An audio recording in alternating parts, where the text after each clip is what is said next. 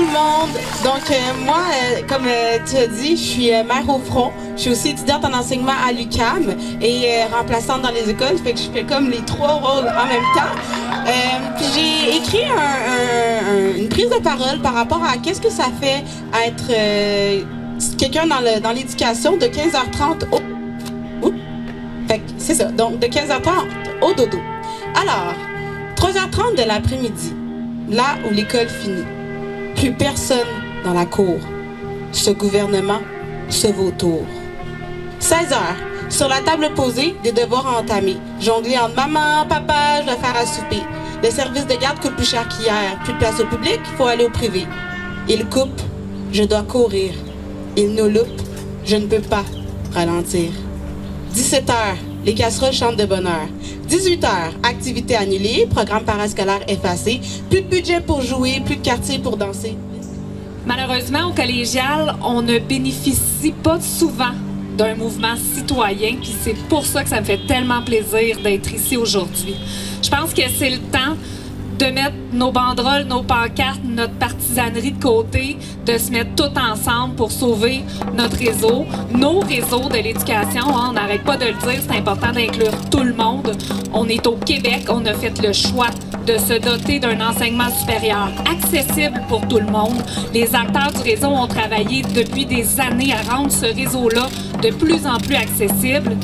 Mais une personne qui a des besoins particuliers, qui a besoin de plus d'accompagnement, doit avoir la même chance de diplomation si on l'accepte au cégep.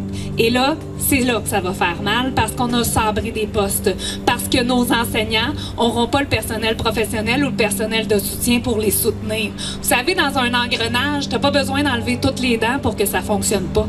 Tu en enlèves 2, 3, puis l'engrenage, il déraille. Puis c'est ce que le gouvernement est en train de faire avec tous nos réseaux de l'éducation. Aujourd'hui, nous joignons notre voix à celle du mouvement Unis pour l'école afin d'exiger en éducation un réinvestissement massif et la fin des coupes, et ce, sans condition. Nous voulons des gestes concrets dès maintenant. C'est en investissant dans l'éducation que l'on bâtit l'avenir et il y a urgence d'agir. Je suis commis à la bibliothèque et aujourd'hui, c'était la rentrée. J'ai pu constater les effets des coupes qui ont été annoncés dans le réseau collégial. Plusieurs étudiants qui viennent nous poser des questions pour les référer à différents services qui n'étaient pas accessibles. Les coupes, dans le fond, dans le réseau collégial, ça a pris 3 formes. On l'a eu dès l'été 2024, une attaque dans les budgets d'investissement. Après ça, au mois de novembre 2024, où le gouvernement a annoncé un gel d'embauche. Le gel d'embauche, dans le fond, c'est dès qu'une personne quitte, elle n'est pas remplacée. Si c'est pas du service direct à l'élève. Le gouvernement il a introduit cette notion-là, dans le fond, pour diviser les travailleurs, en prétendant qu'il y a certains travailleurs dans le réseau collégial qui ne seraient pas nécessaires au fonctionnement du cégep.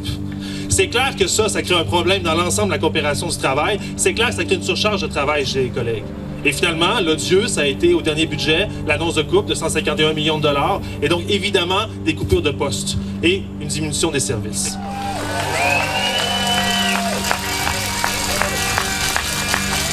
Aujourd'hui, on est en lutte.